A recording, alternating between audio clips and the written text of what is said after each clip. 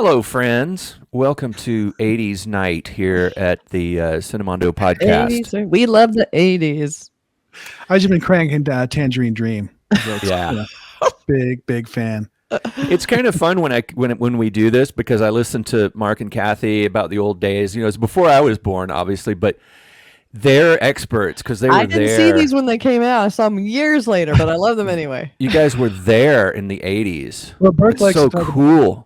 Burke likes to talk about the 80s, but the 1880s, which is the Gilded Age, Mark Twain, that kind of stuff. They didn't have a lot of movies back then, so we don't talk too much about those movies. Yeah, we used to watch them on the movie on the cranked moviola in the Nickelodeon. When did movies come out first? What was the first movie? What was the date of the first movie?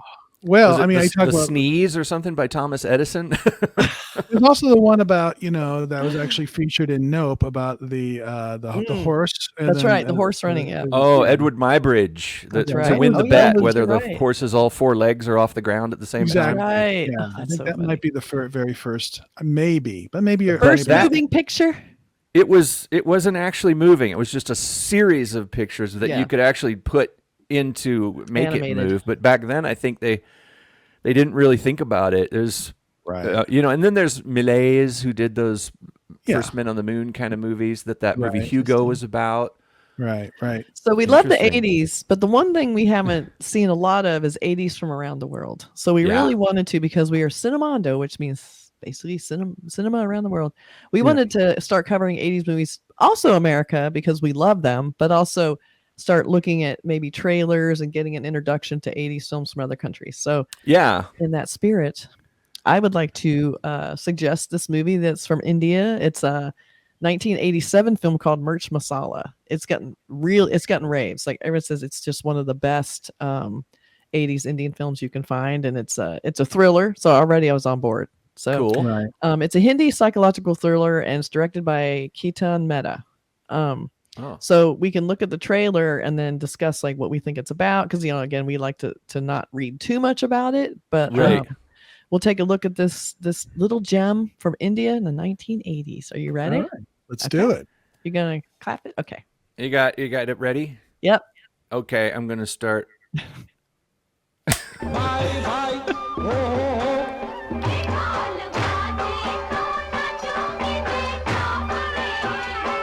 जाने दो बाप जी। गाना नहीं सुनोगी?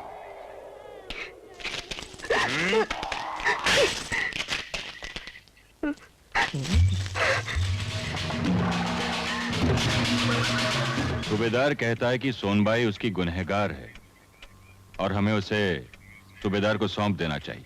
जाओ कह दो सूबेदार से कि गांव में एक तो मर्द मौजूद है। मैं जान दे दूंगी, लेकिन उसके पास नहीं जाऊंगी।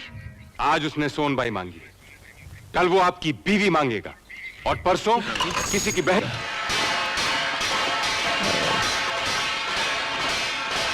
अब ये सारे गांव की इज्जत का सवाल है। मजा तो तब है कि सांप भी ना मरे, लाठी भी ना टूटे, और काम बन जाए।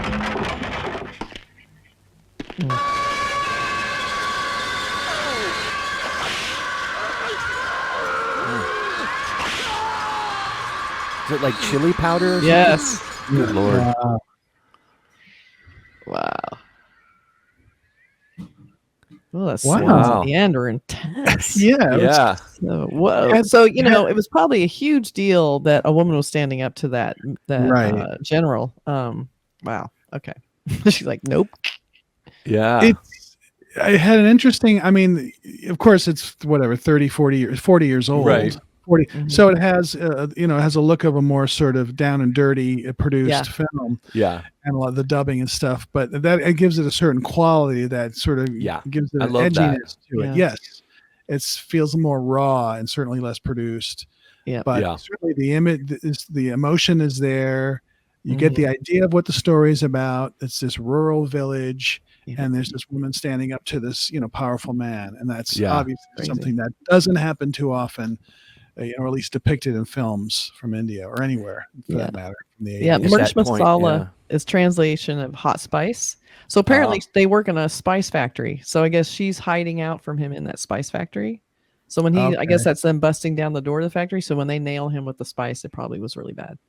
Yeah, and what a great weapon that I know, is. and I love was the women fighting back. Yeah.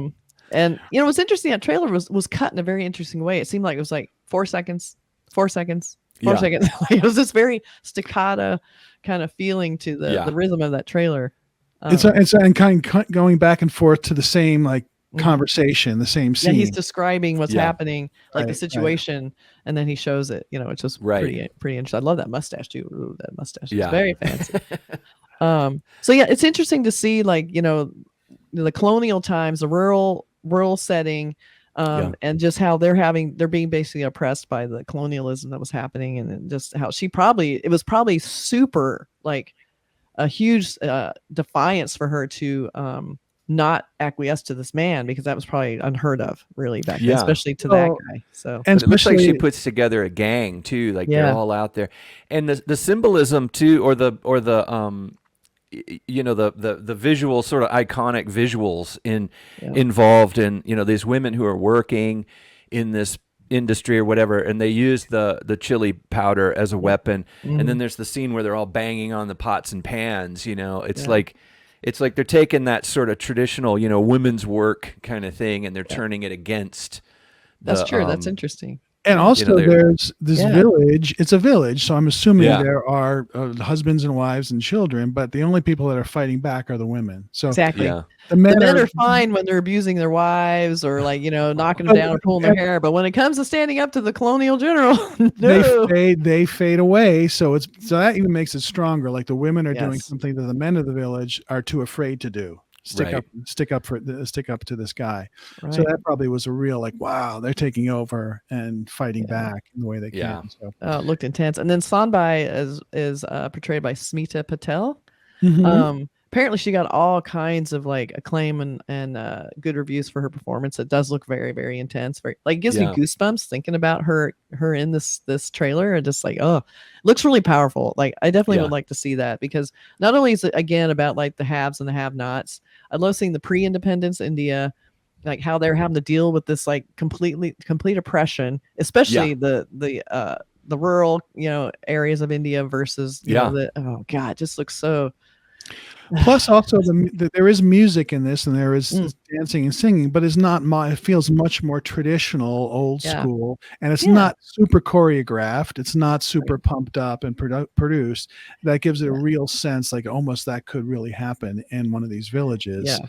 It looks very grounded, they're in a celebration, and they're actually dancing and singing and not performing. They're actually doing it out of joy and tradition. Yeah.